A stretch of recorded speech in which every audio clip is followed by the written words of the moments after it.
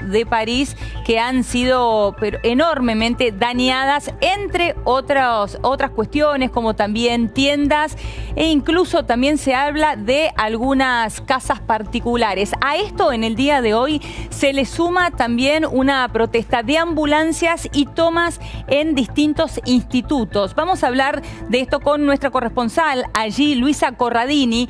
Luisa, ¿cómo te va? Buenas tardes, buenas noches para vos. Buenas tardes a todos, un gusto escucharte. Bien, Luisa, bueno, ¿cómo está París a estas horas? París, naturalmente, está todavía bajo los efectos del shock de lo que sucedió durante el fin de semana. Hora a hora se descubre, no solamente París, sino en el resto del país, los estigmas de lo que fue esa violencia absolutamente incontrolada, provocada no por los chalecos amarillos, recordémoslo, sino por bandas de vándalos que aprovechan las manifestaciones para romper todo, para robar, para provocar desmanes y enfrentarse violentísimamente con la policía. Y estos enfrentamientos han continuado inclusive anoche. Esto es la tercera manifestación de los chalecos amarillos, pero en todo el país hay los focos que están... Luisa, estamos teniendo un problema con la comunicación. A ver si volvamos a probar, a ver si te podemos escuchar bien. Bueno, no sé si estás escuchando ahora, te decía, y no sé tampoco lo que pudieron escuchar. ¿Me oyes bien ahora? Sí, ahora sí. Sí, te escuchaba, vos hacías hincapié en que, bueno, el grupo de violentos no tenía que ver con los chalecos amarillos, sino con un grupo de vándalos que se aprovechaban de esta ocasión, bueno, para realizar estas roturas y robos en París.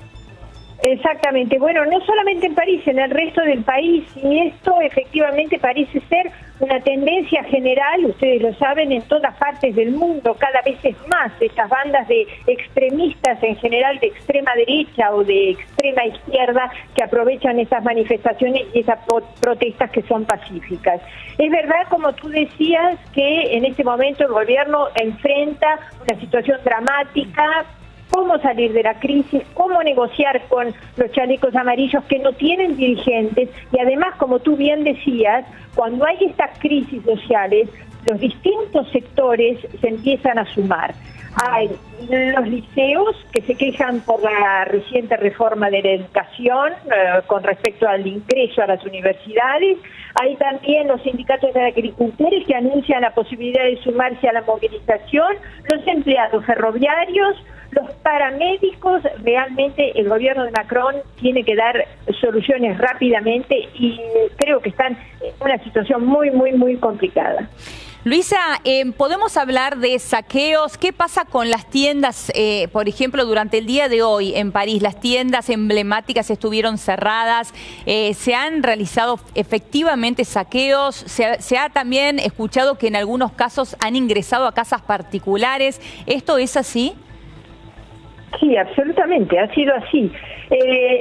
Los saqueos, los desmanes en París, nunca, esto es inédito en París. Ni siquiera en las manifestaciones de mayo del 68 sucedió esto, porque las manifestaciones de mayo del 68 no tenían nada que ver con esto, eran manifestaciones de gente joven que quería cambiar el sistema, pero jamás en la vida se podrían haber atacado, vandalizado los comercios, los monumentos públicos sobre todo.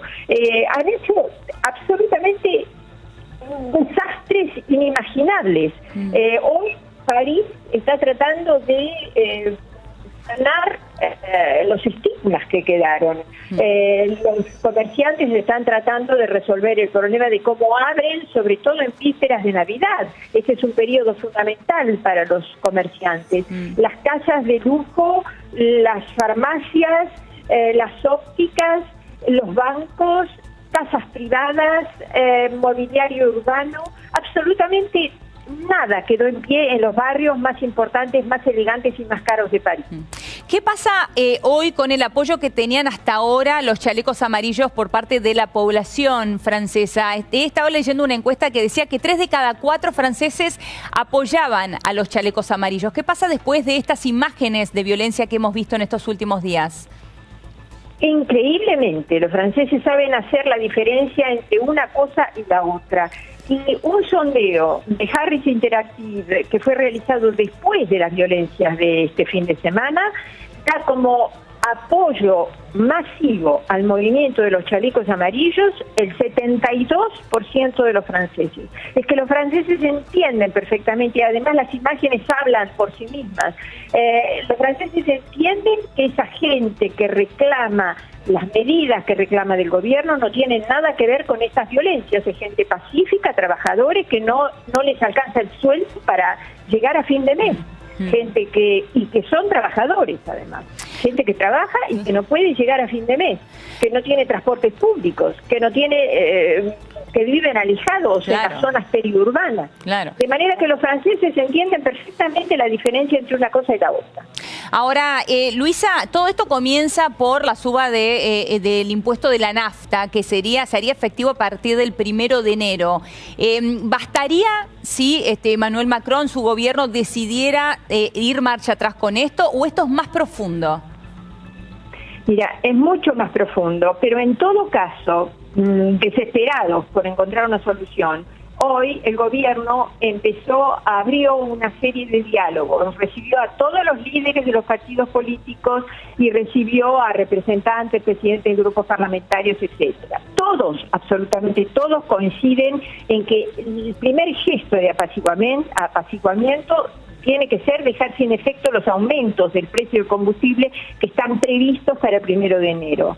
Y el gobierno, sin ninguna duda, está estudiando esa medida. Es una medida que rechazó Macron. Macron no es el estilo de dar de brazo a torcer, pero yo creo que va a ser el único gesto que la gente va a aceptar para empezar a dialogar y poder calmar esto. Veremos en los próximos días qué es lo que va a pasar. El primer ministro anunció que en los próximos días va a hablar de un gesto fuerte de apaciguamiento. No puede ser otra cosa más que eso. Muy bien, muchísimas gracias, Luisa. Muchas gracias por tu tiempo. Te mando un beso grande. Gracias a ustedes, hasta pronto. Hasta pronto. Bien, bueno, y ahora vamos a cambiar de tema porque si bien terminó la cumbre del G20, el gobierno está exultante por el resultado de esta cumbre del G20 y por supuesto que lo primero que piensa es cómo extender este momento de tanto augurio para el gobierno, sobre todo pensando en diciembre, un mes